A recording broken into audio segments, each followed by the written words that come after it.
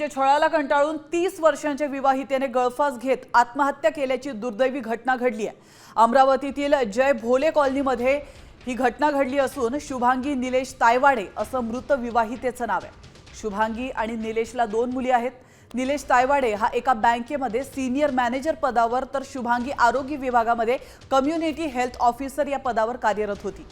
लग्नानंतर काही दिवसातच निलेश आणि त्याच्या घरच्यांकडून शुभांगीचा छळ करण्यास सुरुवात झाली। याला कंटाळून शुभांगी आत्महत्या तिने केलेली आहे। दरम्यान आपल्या मुलीची आत्महत्या नाही तर हत्या असल्याचा आरोप तिच्या कुटुंबियांनी केला।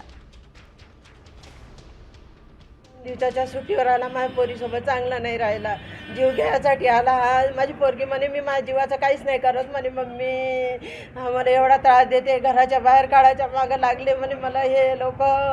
तिचा भासरा बांधला होता तिच्यासोबत, तिले म्हणे घराच्या बाहेर निघ म्हणे, इथं काय राहायचे म्हणे, तू पडून जाय म्हणे कोणासोबत।